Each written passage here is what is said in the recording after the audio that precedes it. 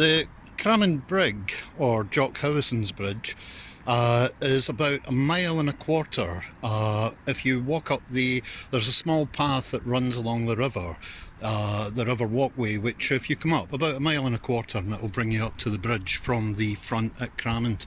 And if you come up, you have the Crammond Brig restaurant and bar is just here. It's quite a nice thing if you come to Crammond for the day to walk up, have lunch at the inn, and then walk back down the road again in the afternoon. I've done it several times myself.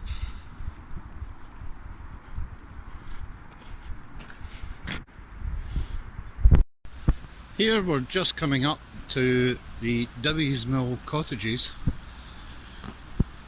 These are situated just along the river from the Crammond Brig, and I think they date back to 1690. I presume they would have been for mill workers working at the mills further down the river, although they do seem very good quality houses.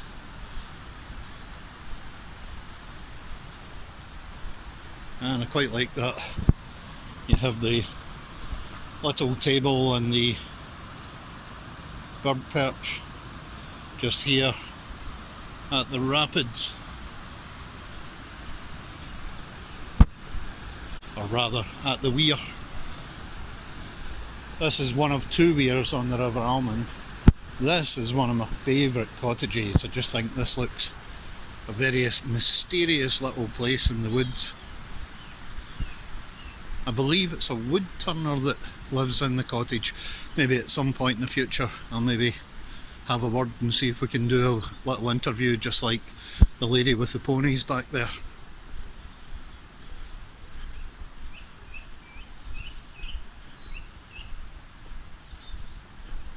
It really is a beautiful little place.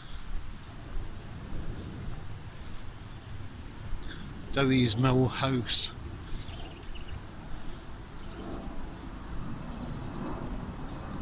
Just see if we can capture some footage of the little squirrel. There he goes, bounding up the hill. But he's keeping an eye on me, wondering what I'm up to, and oh, there's another one. Run along, and the two of them are quite close together.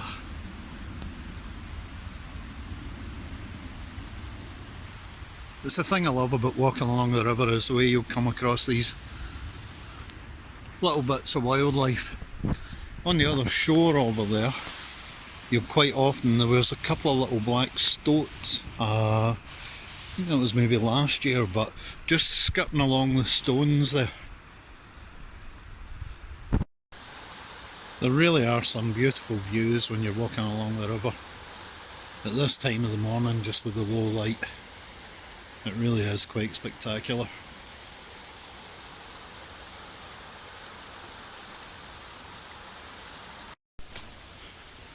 And here we're just coming up to the Salveson Steps. I'll have to check why they're called the Salveson Steps, but I'll put it in as an insert.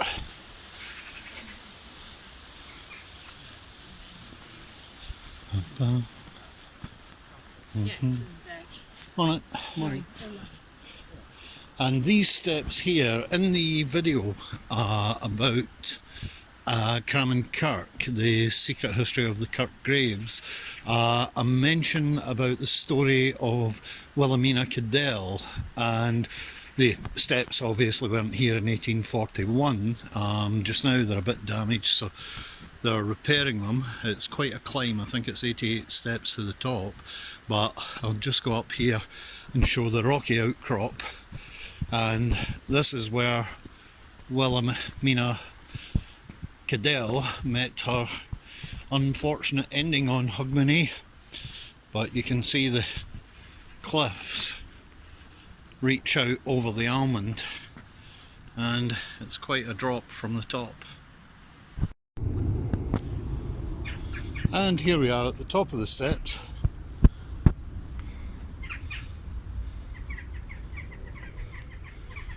And you can see how steep the drop would be down to the river.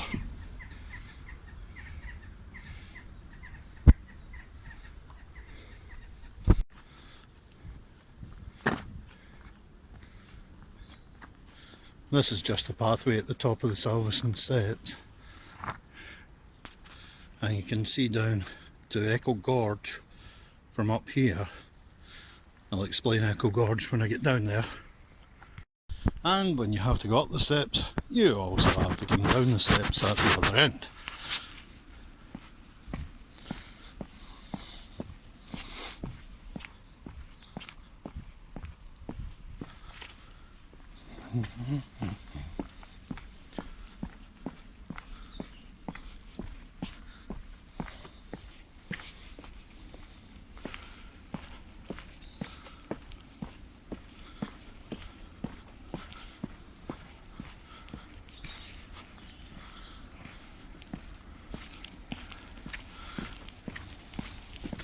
Morning. Morning.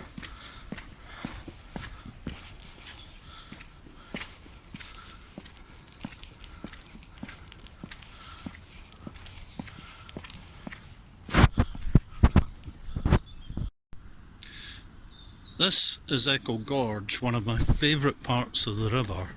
I just love these old gorges, it's very serene. Excuse me, that's a plane going up overhead. An easy jet flying over the top of me.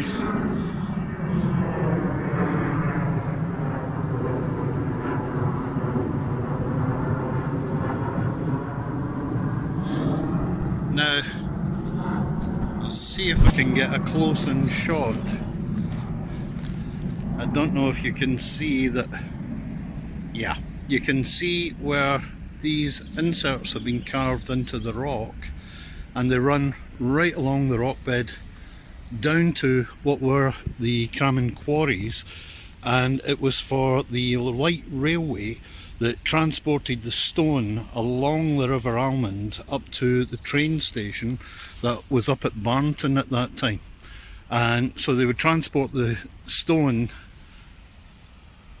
from down at the quarries, and they would take it first along the light railway, and then they would transport it up to Craigleith by train, and most of the houses up at Blackhall and Craigleith were built with stone from Cramin, from the Domeni estate. Oh, the reason that it's called Echo Gorge. Hello! Can you hear it? Hello! That's it, the echo, it bounces back very quick, but you can just make out the echo. I love the shapes and forms that the trees and the rocks make on the river. I've painted several paintings of the gorges that are down at the gallery, and it's just, there's something about it, there's a tranquility. The stillness of the water, the woods, the stone. It's got all the elements combined. And down there is the weir, and that's where we're heading next. This is the weir at Cramin, and you can see the water's quite heavy. I've just come from along there, and then you come along to here. That's a new fish ladder that was built maybe a year, 2 years ago. There was an old one that was there, but that's a vast improvement. And then if you turn here, this is the ruins of the Ferrofarm Mill. The Ferrofarm Mill was an iron mill. It was run by the Cadell family, and it was still active, I think, in the 18th century. And this entrance here, the water has been redirected, but originally the water came up to this level, I presume before the weir was built, and this entrance and the exit there, the river would run through here, and it was used for tempering the steel.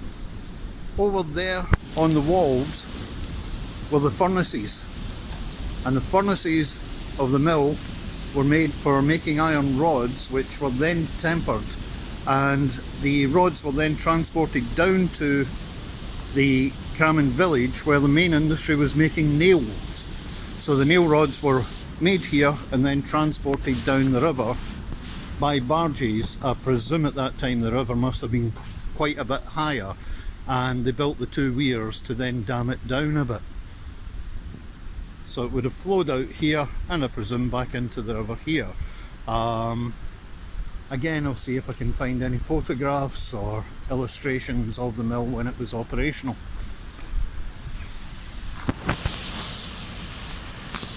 And you can see the weir in the background there. You can see the mill.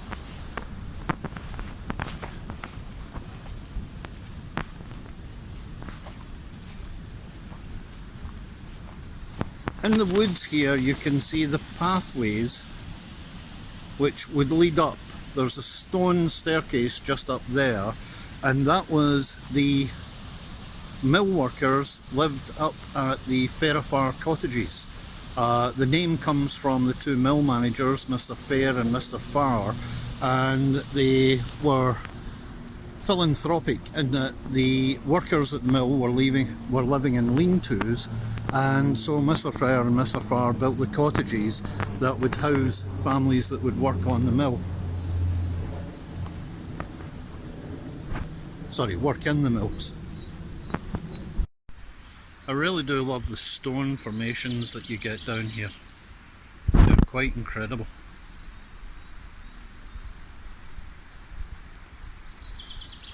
John Wallace, a long-term resident of Cramond, he used to live above me at Ferrofarm, but I remember one night at the back window watching, he was feeding foxes and fox cubs on the old stone wall at the back of the cottages. And later in conversation with him, he told me that it was down here in these cliffs were where the foxes had their dens. He actually pointed them out to me, but I'm not going to show them just in case. The same as any other wildlife, I'd rather remain undisturbed. This small walkway here, when I had my first exhibition of paintings down at the Cramond Bistro, it was the Cramond Gallery Bistro at the time, and I thought best place that I could have an exhibition of paintings of Cramond, but a fella called Tommy Wallace, who was the brother of John Wallace, who used to live above me. I think the family had been in Cramond from, well, I know from John was 2 years old, and Tommy was his older brother, but Tommy came and he took me along the river and he told me lots of the history of the river. And this small section here, apparently, I'm not sure if it still is, but at one time was used by the Hindu community in Edinburgh, and it's where they would bring the ashes to scatter the ashes when someone had passed away. The belief being that all rivers lead to the Ganges ultimately, so by putting the ashes in the river you can connect to the spiritual river Ganges in India, which I think is a lovely story. This set of ruins in the middle of the river is either Mr. Fair or Mr. Farr's cottage, and I can't quite remember, but it's either Mr. Fair or Mr. Farr, and the other one, that's his house just over there. And the two mill managers lived down here where they could run the whole complex of the mill further along the river. And the mill owner, you've got modern houses in the way now, but you can just see that building standing out up at the top, and that was Cadell's house, and from the library of his house he could look down on the entire complex of the iron mines, the nail rods, the barges, etc. Everything he owned from out of his library window. There used to be a beautiful rhododendron maze in the back of that house as well, but it was cut down maybe 5 or 6 years ago. Actually, possibly longer than that.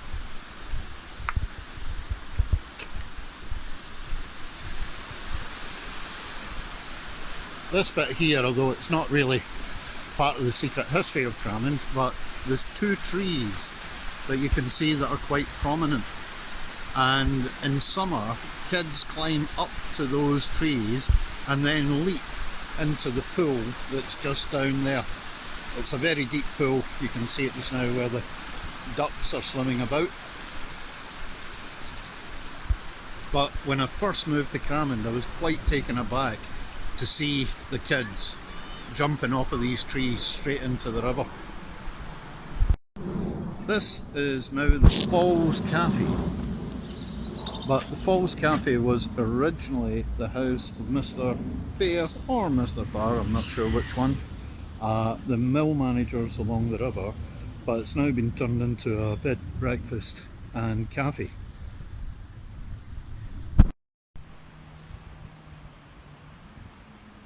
Along the river there is also quite a selection of walls like this one, which I'm sure were part of the ironworks and the whole complex that was down here at one point. But again, they're full of character, they give a great atmosphere.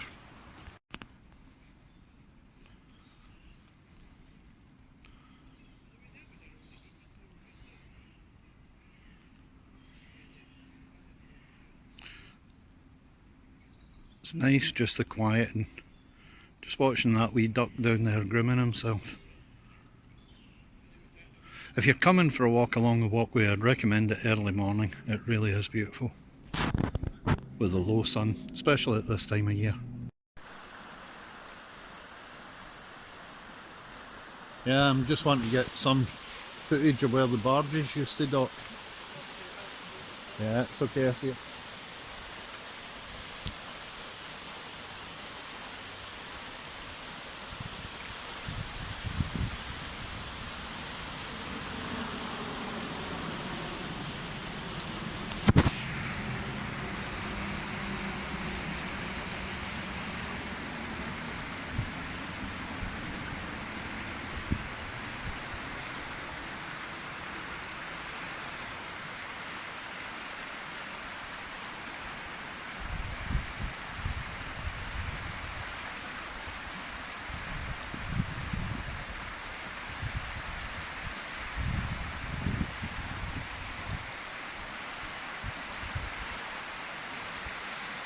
Strange idea, isn't it, when you think about it, that 200 years ago or whatever it would have been, there were barges that would come down full of nail rods.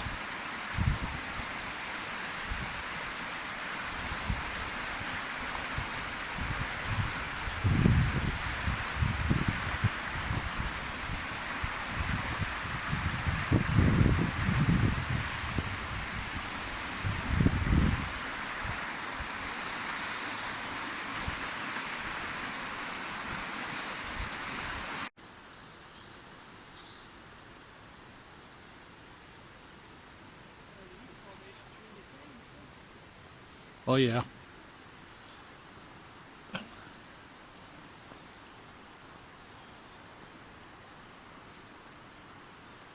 This is the Boatyard and we're just coming up to Crammond village, and as you can see the boats are all out of the water at the moment.